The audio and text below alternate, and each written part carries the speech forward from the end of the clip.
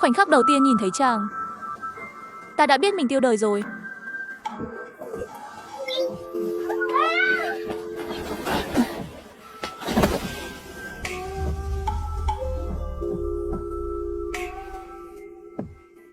Chàng mau đứng dậy đi.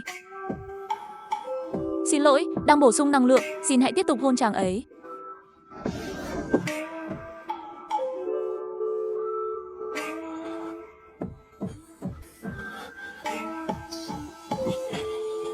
Đây là hệ thống gì thế này? Đang bổ sung năng lượng. Nhất ca, Chu Toàn cuối cùng cũng tới rồi, đợi lâu lắm rồi đấy. Nếu ngươi không tới, hoa cũng tàn mất rồi. Hóa ra chàng ấy đang đợi Chu Toàn. Vậy, ta là gì của chú Húc An? Thôi Ngọc Đường, muội thực sự quên rồi sao? Tẩu tẩu, đồ ta đã đưa cho ca ca rồi. Còn hỏi ta sao không tự mình mang tới?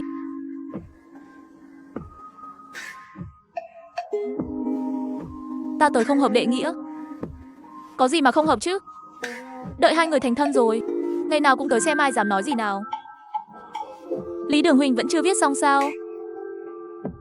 Đời này là ai tặng vậy? Là vị hôn thê của ta tự tay may đó. Nhìn đường kim mũi chỉ, công thêu thùa này xem, nàng ấy đã thức đến suốt 3 tháng đấy.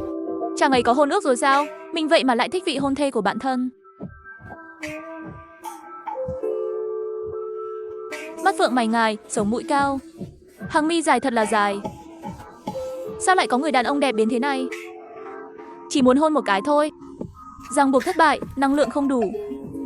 Sửa đổi đối tượng chủ trì thất bại. Tiêu rồi, ràng buộc nhầm người rồi, phải làm sao đây? Người ta muốn ràng buộc là Nhất ca cơ mà. Ngươi là ai? Ai đang nói thế?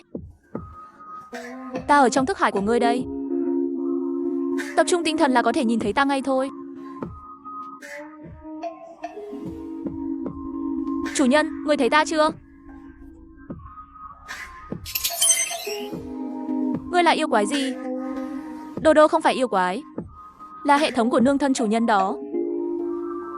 Nương ta? Ngươi có thể cút ra khỏi thức hải của ta không? Chủ nhân, ta có thể giúp người nghe được tiếng lòng người khác. Còn có thể giúp người nhập mộng, đúng vậy. Chủ nhân muốn nhập mộng ai?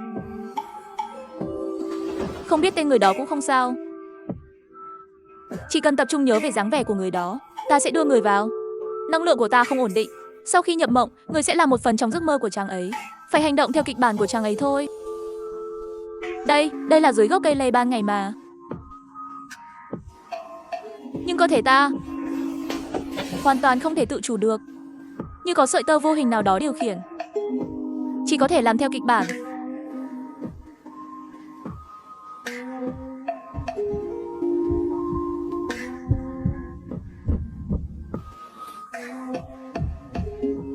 Không phải ngoài ý muốn, mà là cố ý.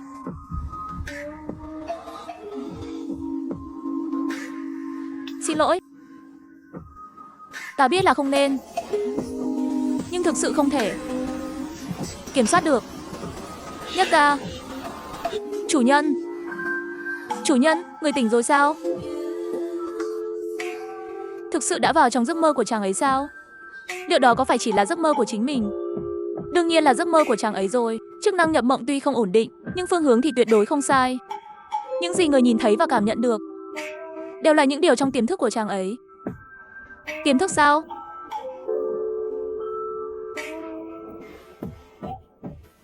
Vậy nên những nụ hôn đó, những cái ôm đó, cả những bông hoa đó nữa, đều là những điều chàng ấy đã từng nghĩ tới. Chủ nhân, người không sao chứ? Không sao, đừng nói chuyện với ta lúc này. Để ta vào lại. Nhất ca. Hoang đường. Trong mơ mà lại phóng túng như vậy sao? Không được. Chàng ấy là vị hôn thê của bạn thân mà. Gia quy nhà họ Thôi và lời răn của Thánh Hiền đều nhắc nhở ta không được có ý với vị hôn thê của bạn thân. Là chàng.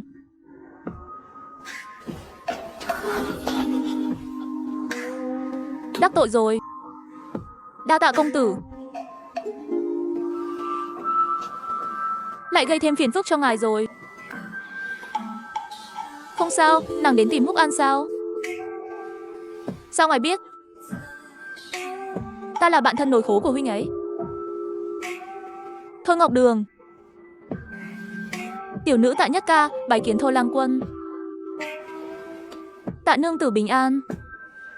Nàng có cần ta giúp gì không? Nhất Ca à? Là mộ thân lại gửi cho ta thứ gì ngon đến sao? Người đích thân làm bánh mới đấy.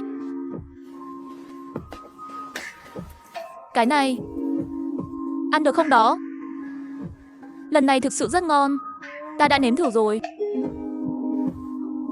Vậy thì ta phải kiểm chứng cẩn thận mới được. Hóa ra khi đối diện với Chu Húc An, chàng ấy lại có vẻ mặt tươi sáng nhường này. Đúng rồi, Ngọc Đường huynh. Chẳng phải huynh nói muốn đến Thiên Lăng Thụ trại mua giấy bút sao? Ta đi ngay đây. Cáo từ. Thôi Lang Quân thong thả. Thật sự ngon mà. Lừa nàng làm gì chứ? Nương thần thất bại mấy lần rồi. Lần này là ngon nhất đấy. Sự thân thiết ấy, sự tự nhiên ấy. Hóa ra khi chàng ấy ở cạnh Chu Húc An lại linh hoạt và thoải mái đến thế. Hóa ra chàng ấy tên Thôi Ngọc Đường.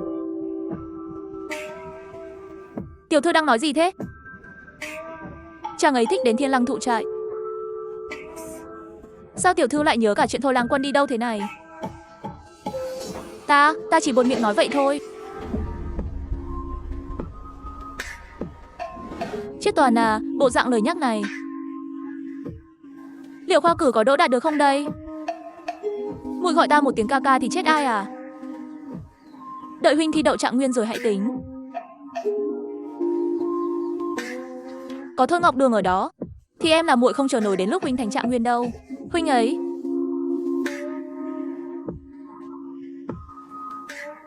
lợi hại đến vậy sao?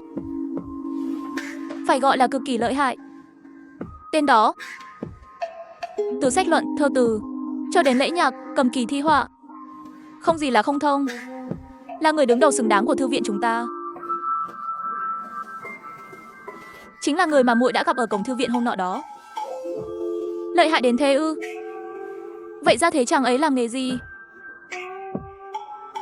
Muội hỏi người khác thì không biết đâu, nhưng hỏi ta thì đúng người rồi. Huynh ấy ẩn danh đến thư viện Đông Lâm để cầu học thôi. Huynh ấy chính là người thuộc gia tộc Thanh Hà danh tiếng lẫy lừng. Khoan đã. Tại sao muội lại muốn nghe ngóng về huynh ấy? Ta chỉ hỏi vu vơ vậy thôi mà. Muội không phải là đã thích huynh ấy rồi chứ gì? Huynh nói bậy cái gì đó. Không thích là tốt nhất. Muội nhất định không được thích huynh ấy. Tại sao? Nhà huynh ấy, ngay cả công chúa còn chẳng lọt vào mắt xanh, huống hồ là gia thế như chúng ta. Ngay cả công chúa còn chẳng lọt vào mắt xanh sao? Chủ quán, hành lá này bán sao? 2 đồng một bó.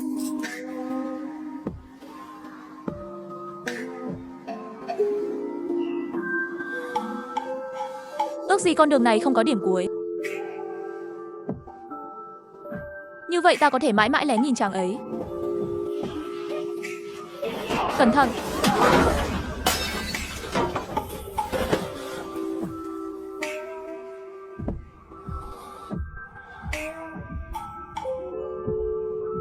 Nàng không sao chứ? Thôi Lang Quân. Đa tạ Thôi Lang Quân. Có ngài thật tốt.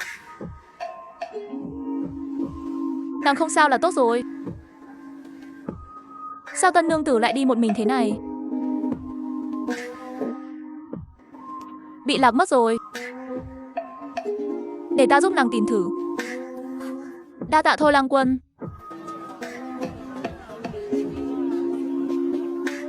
Chỉ là vô tình chạm vào tay áo thôi mà.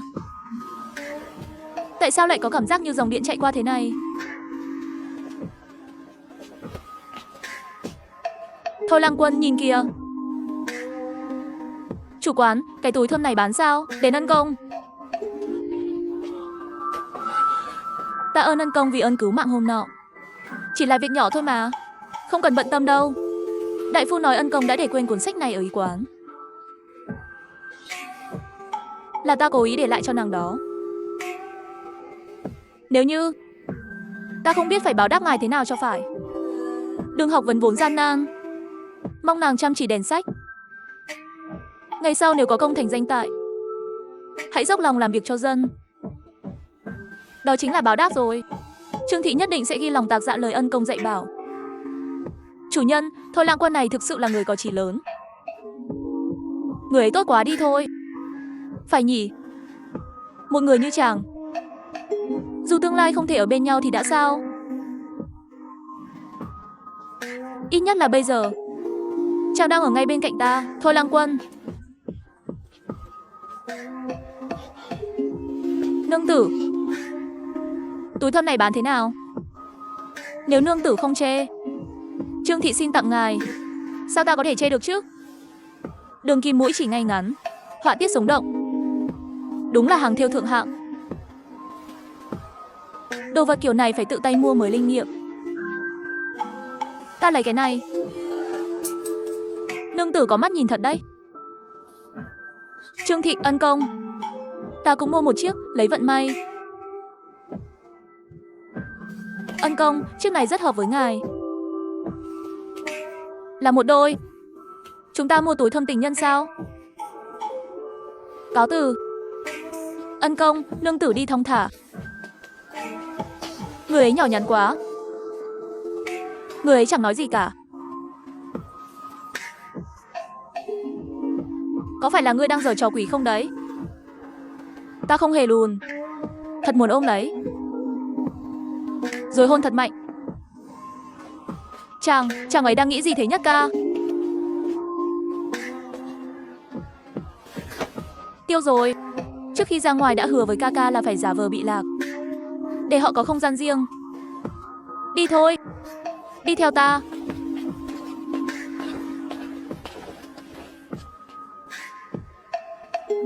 Bàn tay của chàng tại sao lại nóng bỏng đến vậy? Thật muốn hỏi chàng, làm sao bây giờ? Huynh của nàng hình như vừa ở đằng kia. Chắc là thấy thứ gì hay ho nên lại đi xa rồi. Trong mơ chàng ấy cũng ôm ta như thế này, cũng nhìn ta như thế này. Thật sự không thể kiềm chế được nữa. Thôi Lăng Quân, cúi đầu thấp xuống một chút. Cái gì?